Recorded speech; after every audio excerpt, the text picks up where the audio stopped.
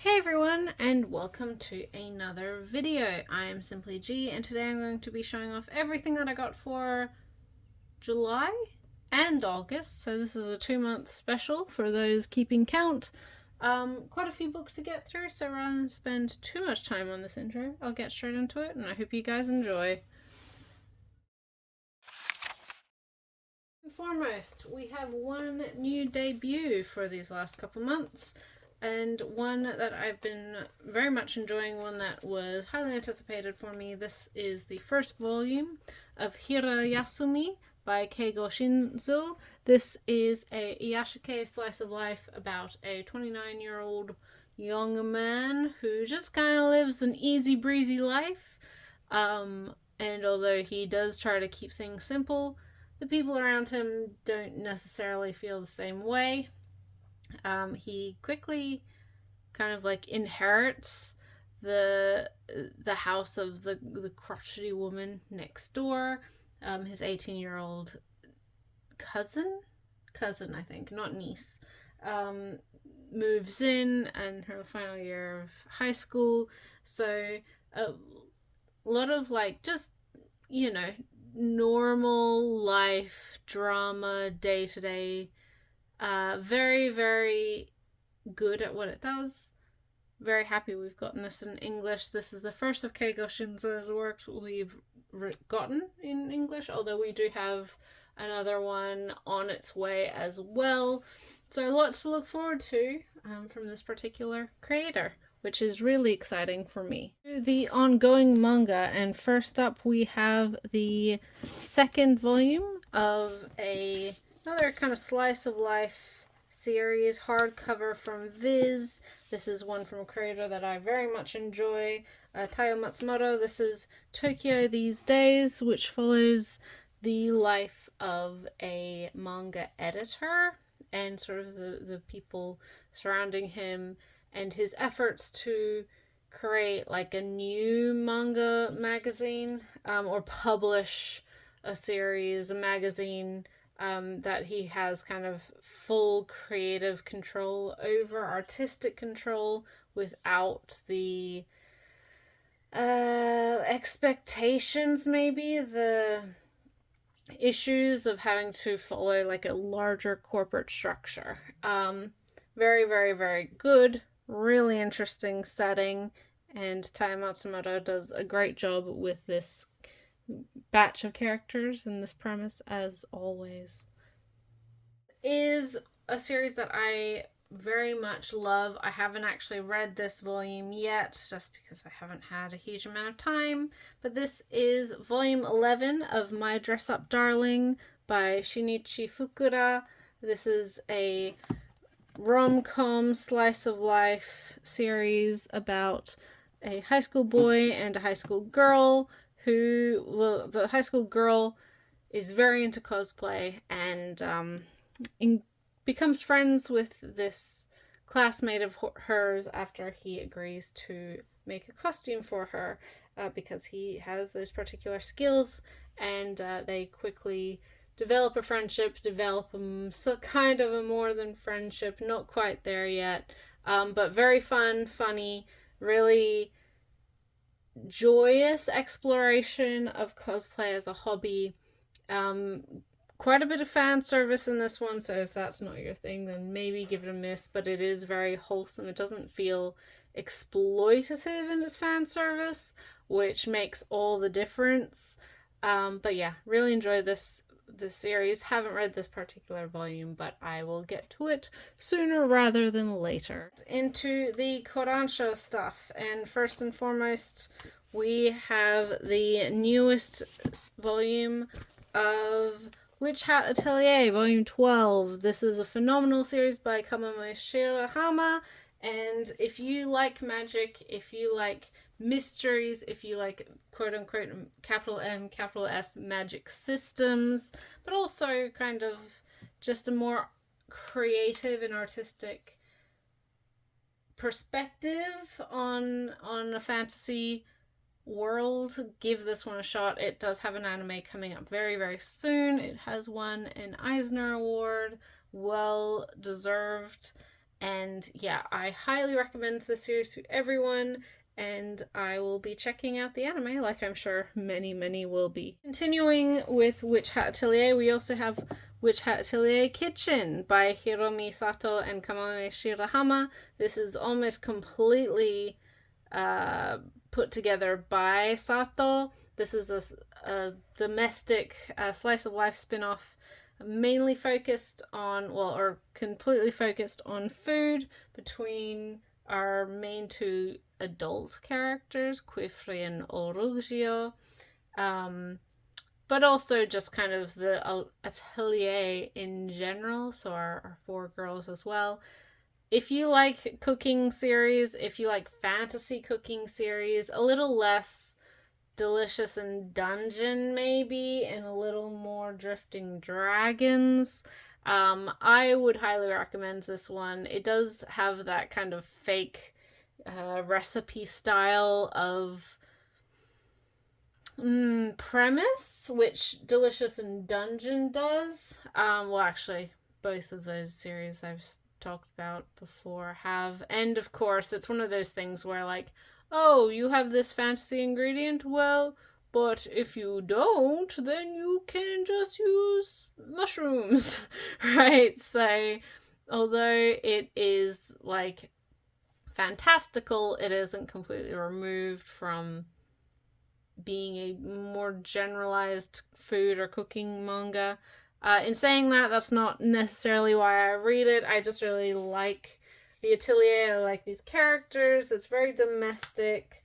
And yeah, I think it's a wonderful little addition to an otherwise phenomenal series. Speaking of Drifting Dragons, we also have volume 16 of this series by Taku Kuwabara. This is another fantasy cooking manga, but also adventure manga about a group of I think they're called Dragoneers. I never remember. But they are on a large airship and basically do population control for dragons with over like human settlements.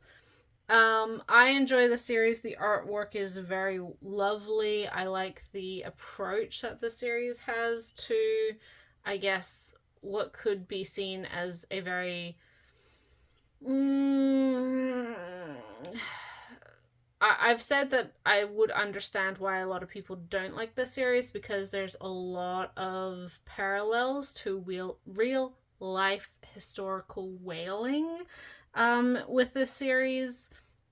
And considering whaling is still something that does go on in a lot of parts of the world, but notably Japan, I could understand why people would not want to read a series that is evocative of that. In saying that, I do think that the series approaches it a little bit more like Delicious in Dungeon or Golden Kamui, wherein by using the entirety of the animal, you're respecting the animal. Of course, you know that, again, your mileage may vary, so that may not be your thing, and that's all right.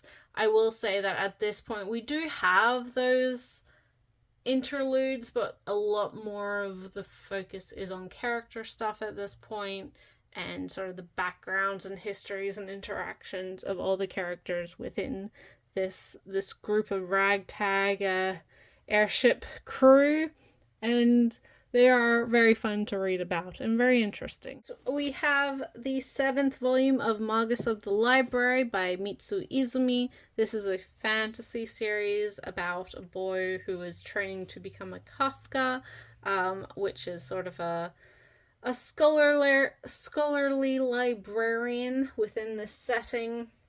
It's an industry namely or mostly dominated by women, and our main character himself is sort of a racial outcast. In saying that, I have said regarding the series before, it's a little bit like, this series is very well handled, and the fantasy world is really interesting. It's sort of set in this Persian or Silk Road setting, but with fantasy elements. You have a lot of like fantasy races. Although I do think that where the series stumbles in that kind of allegory and handling those elements is that our main character is like blonde, white skin, green eyes. He is a minority in that majority of the people he grew up around are dark skinned with dark hair and darker eyes. But like, just because it's like, oh, I understand you're trying to do the racism thing, but like, also in real life, that's not how that works. It's not a issue unique to the series, so I don't consider it like a deal breaker. But I do think that it's just kind of an unfortunate thing when like fantasy settings try to do racism and then their racism is against like very Aryan looking elf kind of characters. It doesn't make it better. In saying that, this is a very fun series. I like the cast of characters a lot. I think in saying, like, despite my quibbles about the racial diversity aspect or like how they're handling the quote unquote fantasy racism, I do think that part of what the series is very good at is kind of this cross-cultural exchange and discussion about like maintaining that, or as a librarian or as a scholar, part of your job is to facilitate the exchange of cultures and encourage them, and it's done, that aspect is done very well. I really enjoyed the series, and there's some mysteries and things going on. There's sort of hints of larger plot to happen. So yeah, I do think this is a very fun series. I think it'd be one that would be fun to get a anime at some point, although I don't necessarily know if... I feel like if it did get an anime currently, it would just feel incomplete wherever it stopped. But that's just part and parcel with an ongoing series anyway. So, you know, whatever. I do like this series and I do think people should check it out. For Kodansha, we have the penultimate volume of Shonen Note BoySoprano by Yuki Kamitani. This is volume 7 out of 8. I have actually read all 8 because we, and by we I mean myself and my co-host Ray, have done a spotlight episode on this entire series on our podcast, Read Right to Left. This is a phenomenal coming of age series about a boy soprano and his middle school choir and all the various kids within that choir. As a choir kid myself, it is one that I was really wanting to try, didn't have a lot of expectations of it being licensed, but lo and behold, Kodansha surprised me. I love this series. I really enjoy Yuki Kamitani's works just generally, and this one is no exception. I think if you want to hear more in-depth thoughts about the series and you don't mind spoilers, do check out our actual episode spotlighting the series on either this channel, because all the podcast episodes do get posted here, or on Spotify, Apple Podcasts, etc. It was only a couple months ago that we did that volume, or that episode, I should say, and it is well worth the listen because we both really, really love the series. Loved mangaka for this channel, another volume from a series that I've been following for so long. This is a vertical release. This is What Did You Eat Yesterday, volume 21 by Fumi Yoshinaga. And speaking of like recipes and cooking manga, man, I didn't realize how many of these I've gotten over the last 2 months, but this is a slice of life food cooking manga about a gay couple in Tokyo. and is namely focused on the cooking, but between each meal and between each recipe, you see snapshots of the characters' day-to-day lives and the things happening around them, their friends, their family, their workplace. Um, it's really, really wonderful. I've always really appreciated this series for featuring a mature and established couple, regardless of being a gay couple, but especially so because I do think that a lot of the manga and I guess just queer narratives we see anyway are usually with young people with kind of getting together, establishing a relationship.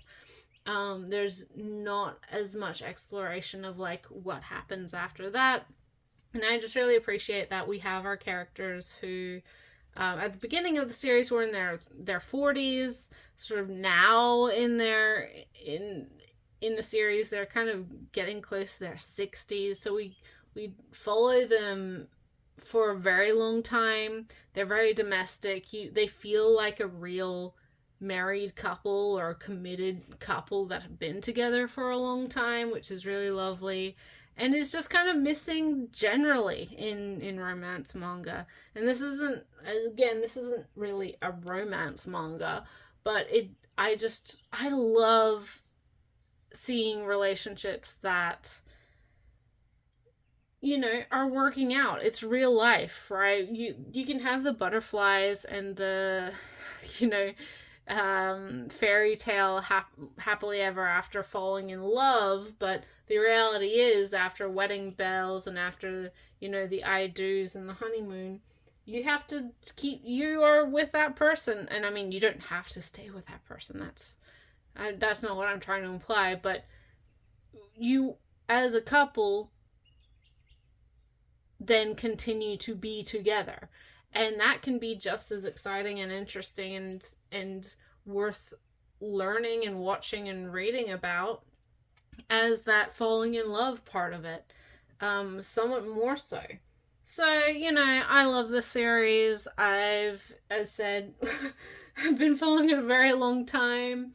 This is one of the series that I've been talking about since I started this channel. And even now, many, many years later, almost 10 years later, I am of the same opinion that, man, you should absolutely check it out and give it a shot if you haven't.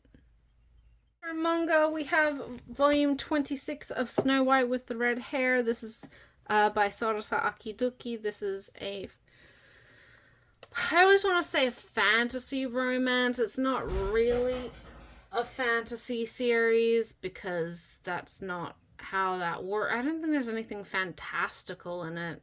There's no magic. It's just kind of not our world.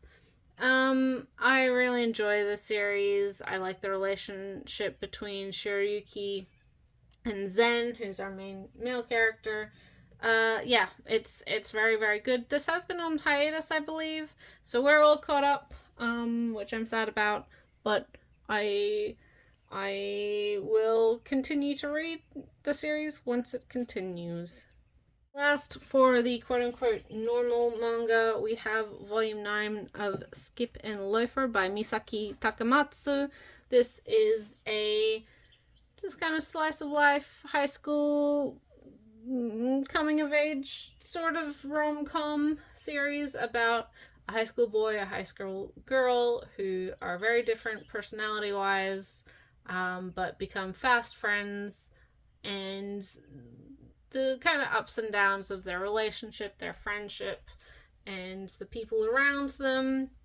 Love the series. It's very, very, very, very, very, very good. I think in particular what I like about this series is the maturity it handles relationships and romance in particular, because there is a part of the series where our characters are dating and ultimately like come to this mutual conclusion that they shouldn't be dating, and maybe in the future that can be an option for them, but for where they are right now, they're not really ready for that. As people, they're not really, there's other things that they want to do, and that they value their friendship so much that they don't want to just stay dating in order to protect the relationship and the friendship, and then ultimately start disliking each other, which I think is like really such a mature thing for 15 or 16-year-olds. And it's wonderful to read. I love the series. The characters are great, very realistic, very worth reading about, and just, yeah, I just really like this cast of characters. They are very, very, very, very, very, very likable. Manga, and that is, of course, volume 11 of Yu Toyota's Cherry Magic. 30 Years of Virginity Can Make You a Wizard. This series, I'm kind of surprised has gone this long. I'm not complaining, don't ever think that I am, but like at this point, our characters are together. Our characters are not just together, they are now married. And in kind of circling back to what I was saying about what did you eat yesterday, there's something really wonderful about watching an established couple and seeing a more domestic life together, and seeing like long term how a relationship works out. And Cherry Magic is doing that, which I think is not what people necessarily expected going into the series, and with the premise, the somewhat silly premise this one has. But man, I really appreciate it. I think it's just a wonderful series overall. It's fun, it's funny. It has, it has a bit of a kooky premise, but it is really, really genuine, and the characters are like, it's embarrassing sometimes reading about them, considering how in love they are with each other. But yeah, it's just wonderful, and I think it's well worth the read. And again, really complimentary of the series itself, that we've gotten to this point and it's still interesting, and you still want to be reading about these characters. Of course, there's like a side couple that the creators trying to develop and spend more time with now that the main couple's together. Personally, I'm not like, I don't care. I don't care about secondary couples very often. And that's sort of the same thing with this one. It is what it is. I'm not into it, but we'll see. Certainly not least, we have a light novel. This is volume 8 of The Case Files of Jeweler Richard by Nanako Tsujimura and Utako Yukihiro doing the cover. It always says illustrated by. There's no actual illustrations in these novels ever. This is the story of a university student who saves a handsome young man in Ginza. I think they're in Ginza. When he's being attacked by a group of thugs, and ultimately gets hired by this beautiful man who introduces himself as Richard. As the title would imply, he is a jeweler, and he is going to be opening a store in Ginza to sell jewelry and jewels themselves. Each book is quite episodic. There's a series of chapters, and each chapter typically has a new customer, a new stone, and sort of a mystery or little story and parable tied to that. In saying that, volume 8 is very far into the series. Our characters are in very different places from where they started. Their relationship to each other is very different from where it started. Yeah, this is a wonderful series. I would classify it as, a lot of people consider this series a BL, including myself. I don't know if you could argue that it's more of an LGBT series versus like boys love. it's fairly arbitrary. In saying that, I don't want people to hear that qualification and automatically liken it to a lot of the BL novels that we've seen in the past, and that are sort of more typical for the genre. This is a very slow burn, but I do think there's a real development in chemistry between our characters. Our main male character, Seiji, doesn't actually have the curiosity necessarily to explore his own sexuality, which has caused problems in the past. He likes who he likes, and he's very upfront about his likes and his personality and how he feels about people. But he doesn't necessarily quantify that within like identity. So I wouldn't necessarily think that you would have him calling himself gay. In saying that, he's also very upfront in talking about how he feels about Richard, and he uses the capital L word like a lot sooner than I expected, and a lot more explicitly than I ever expected. In it, and by explicitly, like in how obvious or matter of fact he is about his feelings. This series is not explicit, and again, that's sort of why I don't want to liken it to BL novels, because this is not. It doesn't have the pacing of perhaps a more typical BL novel, and that might be me kind of being unfair, but I don't know. This series is very good. Ultimately, what I want to say is that I really enjoy the series. This is one of the few like light novel series I'm up to date with. I haven't started reading this volume, but I have read the past 7. And for me to stay on top of a light novel series nowadays is like actually quite an event. So yeah, really love the series, and I would recommend it if it sounds like your cup of tea. Everything that I got for the last 2 months, quite a few ongoing series, one new series, and a lot of kind of similar themes and genres. I don't think that was purposeful, but let me know your thoughts, feelings, opinions on anything that I spoke about in this video.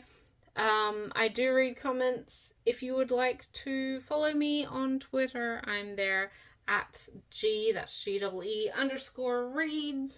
And as mentioned earlier, I do have a podcast that I co-host with my good friend Ray from Whimsical Pictures. Our podcast is called Read Right to Left. You can listen to that on this actual YouTube channel, so maybe subscribe if you're interested in that. Otherwise, you can listen to it on Spotify being the main one, but Apple Podcasts as well as Stitcher. I don't know what other podcasting platforms still exist anymore. So yeah. Thank you guys so much for listening. I'll catch you in the next video. Bye till then.